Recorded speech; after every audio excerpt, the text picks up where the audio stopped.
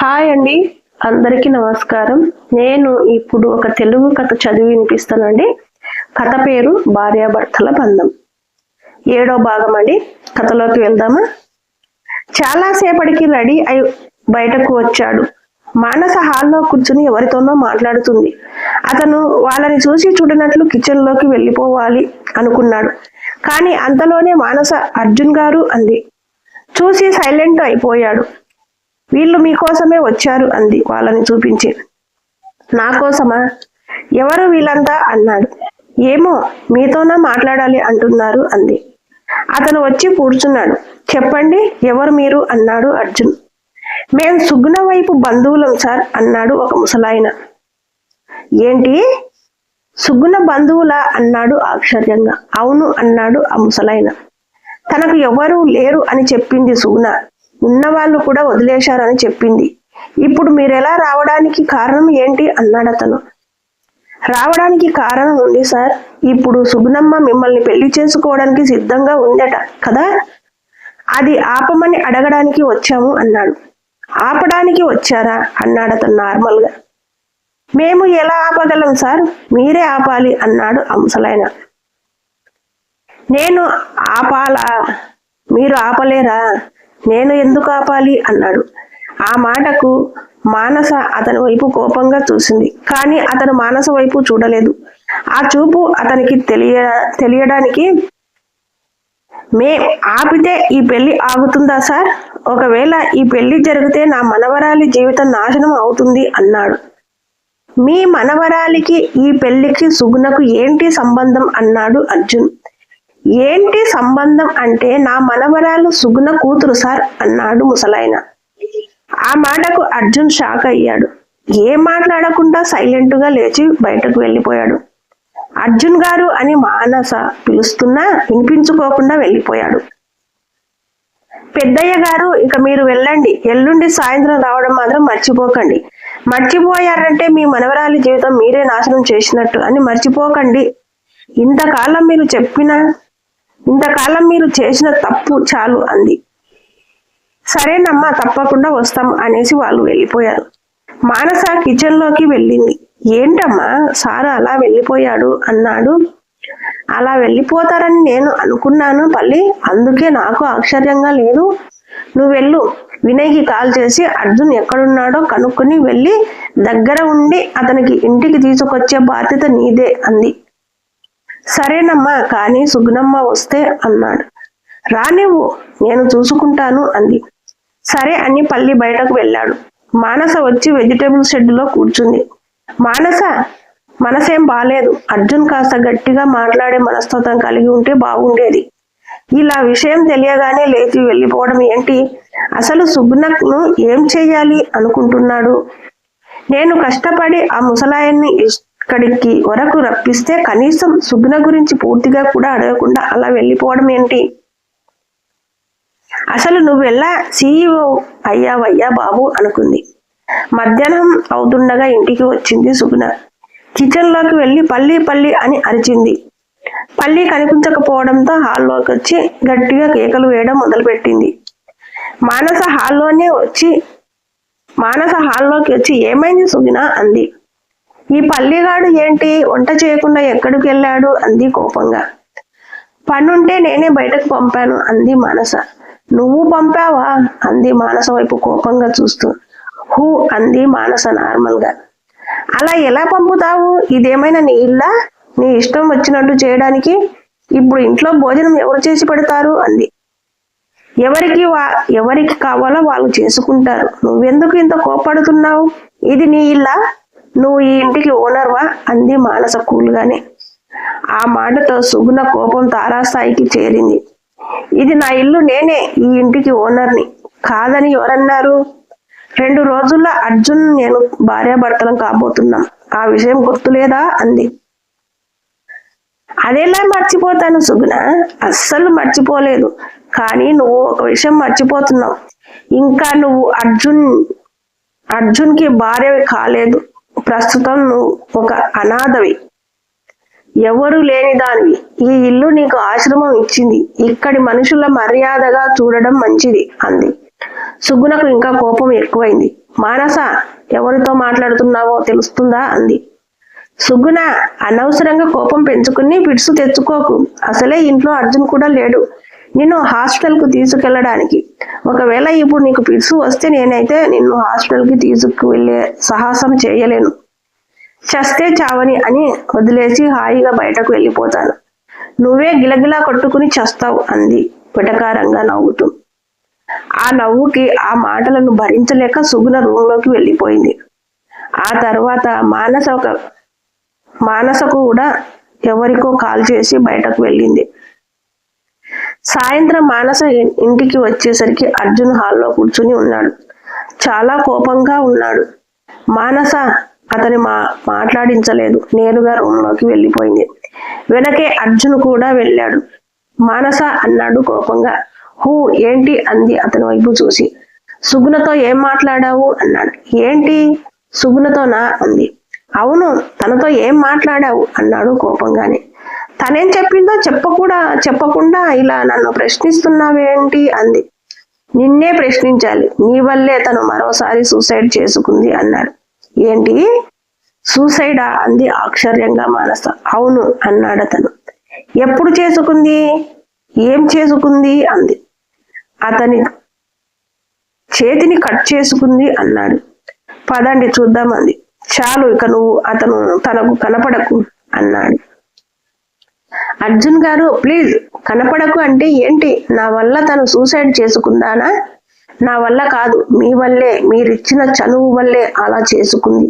అయినా ఇంకా తన మీద అంత ప్రేమ చూపిస్తున్నారు ఏంటి? తను మిమ్మల్ని మోసం చేసిందని తెలిసి కూడా ఈ జాలేంటి అంది మానస. అదంతా నీకు అనవసరం. ఒక అమ్మాయి ప్రాణాలు తీసుకుంది అని చెప్తుంటే ప్రేమ జాలి అని మాట్లాడతావా? నీకు మనసే లేదు అసలు అన్నాడు.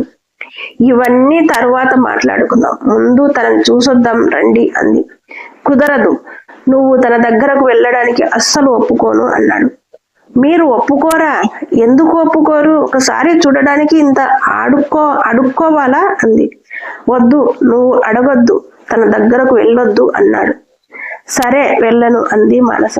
అసలు నువ్వు వచ్చాకే నాకు సమస్యలు ఎక్కువయ్యాయి, ఏంటో నా జీవితం అనుకుంటూ వెళ్ళిపోయాడు.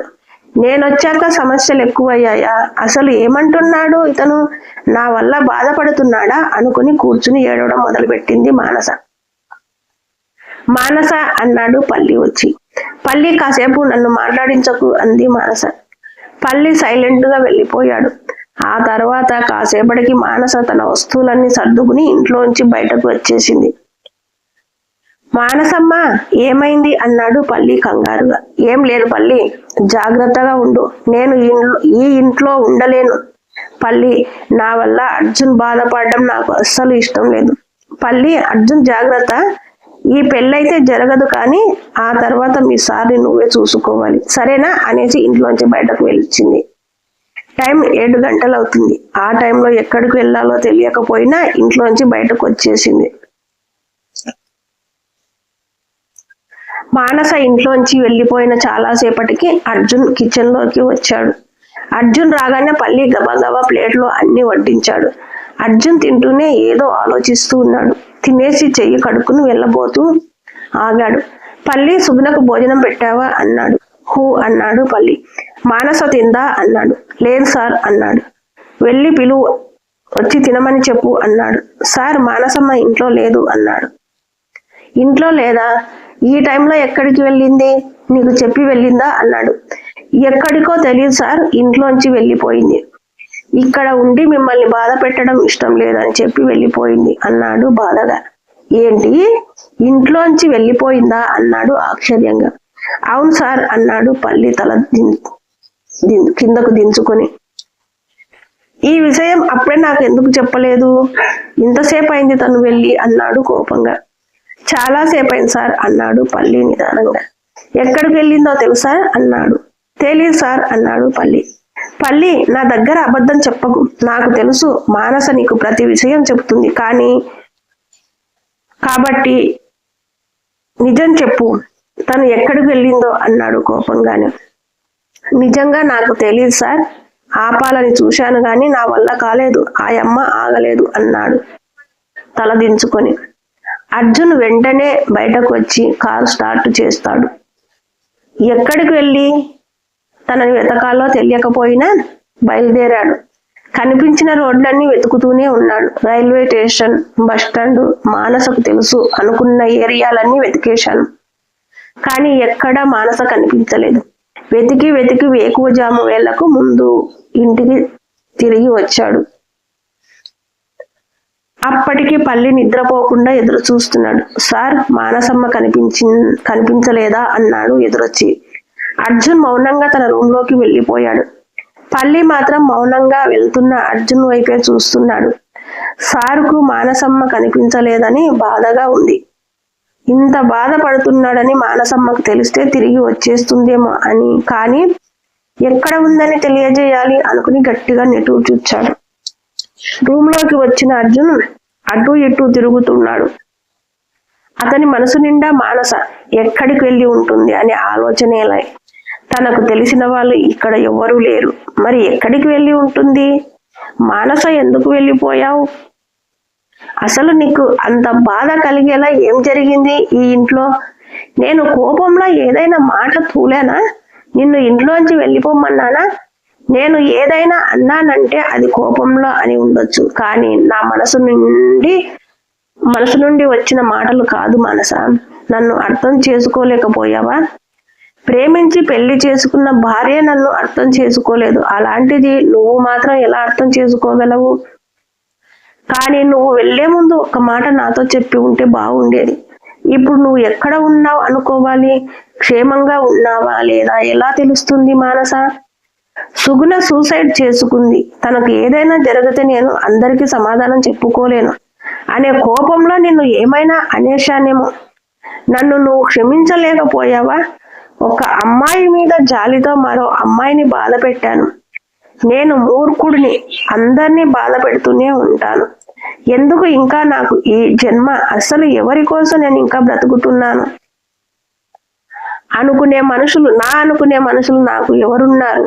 ఊహ తెలిసే నాటికి నాన్నని, కొంచెం పెద్ద అయ్యే నాటికి అమ్మని పోగొట్టుకుని బంధువుల చెంత చేరాను. వాళ్ళతో ఇమ్మడలేక ఇల్లు వదిలి పారిపోయి ఇక్కడికి వచ్చి పడ్డాను. ఆ దేవుడి దయ ఏమో నన్ను మంచి మనుషుల మధ్యకు చేర్చాడు. మామయ్య నన్ను ఎంతో ఆప్యాయంగా దగ్గరకు తీసుకుని చదువు చెప్పించాడు. ఆ తర్వాత సాహితీకి నేనంటే ఇష్టం అని తెలుసుకుని మా పెళ్లి జరిపించి నన్ను అల్లుడిని చేసుకున్నాడు. సాహితీ అంటే నాకు పెళ్లికి ముందు నుండే ఇష్టం ఉన్నా ఏ రోజు చెప్పలేకపోయాను. పెళ్ళయ్యాక మాత్రం తనని ఒక మహారాణిలా చూసుకున్నాను. కానీ తనేం చేసింది? నన్ను కాదని వేరే ఎవడితోనో వెళ్ళిపోయింది. ఎందుకు వెళ్ళిపోయిందో అయినా చెప్పి వెళ్ళాల్సింది. ఆ తర్వాత మామయ్య గారు కూడా చనిపోయారు.